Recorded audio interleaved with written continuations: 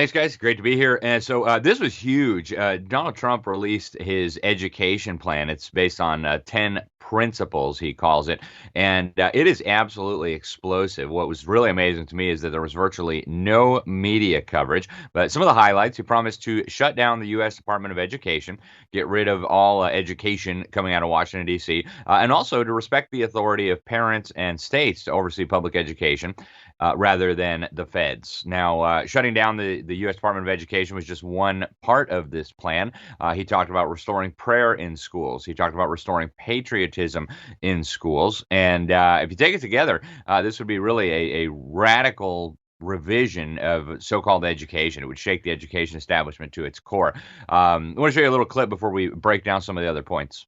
We're going to end education coming out of Washington, D.C. We're going to close it up, all those buildings all over the place. And you have people that in many cases hate our children. We're going to send it all back to the states. Thank you very much. Wow. People that in many cases hate our children. Yep, he's absolutely right, of course. Now, he goes on to say that we pour over $1 trillion a year of tax money into this so-called government education system. And yet, instead of being at the top, Donald Trump says we are literally right smack, guess what, at the bottom.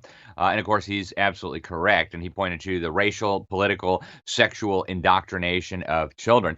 He said this would be one of the earliest things he does in his next term is shutting down this U.S. Department of Education and sending all education work and needs back to the states. He says we want them to run the education of our children because they'll do a much better job. And of course, as he points out, you can't do worse. And he's right. I've been saying this for years and years. You could not do worse than this, right? Because the system is designed to destroy your children. The system is designed to make them dumb and brainwashed and revolutionary.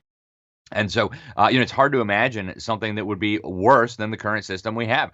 He points out that we spend more money per pupil by 3 times than any other nation, and yet we are absolutely at the bottom, one of the worst. And again, he's right. You cannot do worse than this atrocity that we have right now masquerading as a school system. Our country will not survive if we keep doing this. Now, Donald Trump is not unique in the Republican field on this. In fact, most of the other top contenders for the GOP nomination, if you want to call them that. I mean, Donald Trump is ahead by 50%, depending on what poll you look at. But even the ones that are not quite nipping at his heels, but the ones that are arguing for second place, you got Vivek Ramaswamy, Florida Governor Ron DeSantis, Vice President Mike Pence. I don't know how relevant he is; he's pretty unpopular.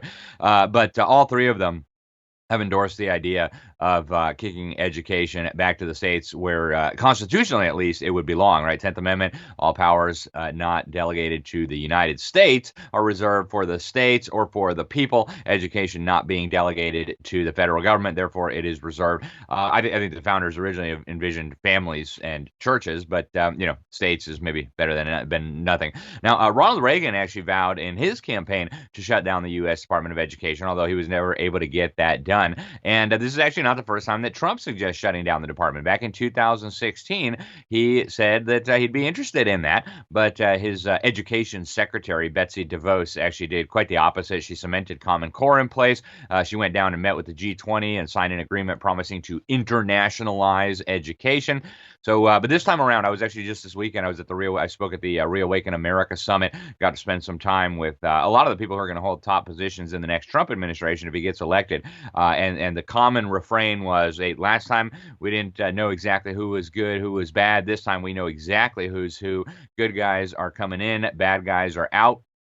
And so this time they say that Trump's appointees will be much more reliable when it comes to shutting down these folks that Donald Trump wants shut down. Other things he's got on his list, he wants to shut down the political indoctrination. Instead, they should teach reading, writing, arithmetic, and useful subjects.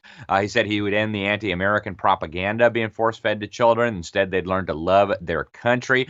He called for new measures for school safety. If a student hurts a teacher or another student, they should be expelled rather than now coddled. Now, he didn't give a lot of details on this, but he did endorse this school choice idea, which, of course, we have school choice right now, right? You have the choice to leave the government brainwash camps and homeschool, private school, whatever you want to do. So Trump didn't get into that, but he said, we support school choice. And then he also said the plan is going to involve lots of job training and internships for students so that they can get good jobs and that teachers and bad principals can be fired, unlike the current system where the unions call the shots. Now, folks, this is good news. We actually reported that this was coming back in March of this year, that education was going to be one of the top focuses of the campaign. But, ultimately getting the federal government out of the education system is a good first step. But ultimately, we need to work toward getting the government out of education altogether. Thanks, guys.